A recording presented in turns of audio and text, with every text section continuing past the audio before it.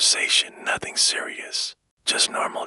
And yet, your eyes drift away. You look at the floor. The wall, your phone, anything else. Not because you don't care, but because something about eye contact feels too much. Too intense. Too exposing. And later, you wonder why does something so simple feel so uncomfortable. It's not just eye contact. It's the subtle tension in your body when someone looks directly at you. The way your thoughts suddenly become louder. Am I acting normal? Do I look awkward right now? Should I say something? You start observing yourself instead of being yourself. And in that moment, something shifts. You're no longer in the conversation. You're watching yourself inside it. This affects more than you realize. You may come across as distant. Even when you care deeply, you might miss emotional cues because you're focused inward, not outward.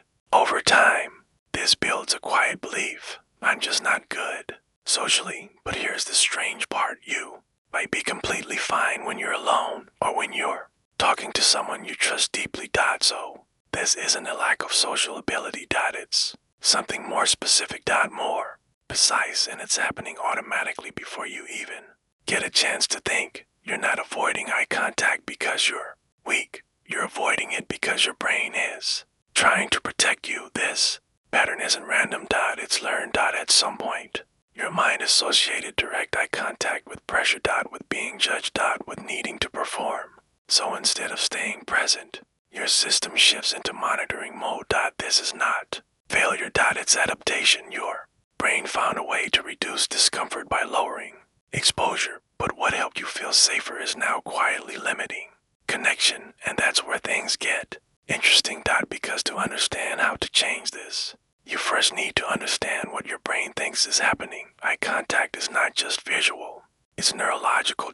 When someone looks directly into your eyes, your brain processes it as high social relevance. Almost like a spotlight turning on. This activates areas responsible for detecting emotional significance and potential threat. Not danger in a physical sense, but social threat, rejection, judgment, exposure. At the same time, the part of your brain that helps you think and regulate gets slightly disrupted because attention shifts inward. This creates a loop. Here's a simple mental model: the mirror loop. Eye contact acts like a mirror, but instead of seeing yourself physically, you start imagining how the other person sees you, and that imagined version becomes your focus. So instead of experiencing the moment, you're managing your image inside their mind. This is self-focused attention, and it increases anxiety and reduces natural behavior. It's like trying to act normal while watching yourself act. The more you monitor, the less natural you feel. So your brain finds a shortcut: break eye contact, reduce intensity. Lower the spotlight. It works temporarily, but it reinforces the belief. Eye contact is something I need to escape from, and the loop continues. So how do you shift this without forcing yourself into discomfort? Not by trying harder, but by changing how your attention works. Shift from how am I seen to what am I seeing. Gently focus on observing the other person. Facial expressions, tone, small details. This reduces self-focused attention and calms your system.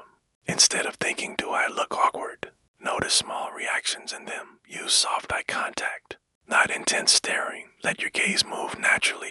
This keeps connection without pressure. Allow micro breaks without guilt. Look away briefly, then return. This helps your brain adjust gradually. Name the feeling instead of resisting it. This feels intense right now. Labeling the feeling reduces its intensity. Practice in low stakes environments. Start with brief eye contact in safe situations. Repeat small moments consistently. At its core, this isn't about eye contact. It's about attention. Where your awareness goes, your experience follows. If your attention stays trapped in the mirror loop, everything feels intense. But when you step out of it and return to the moment, something changes. Eye contact is not a performance. It's a connection, not something you manage, something you share. And connection doesn't require perfection. It only requires presence. You don't need to force yourself into confidence. You don't need to become someone else. You just need to gently shift where you're looking from, not just with your eyes, but with your attention. Because the more you step out of your own reflection, the more space there is for something real to happen. And maybe next time, instead of looking away, just a second longer.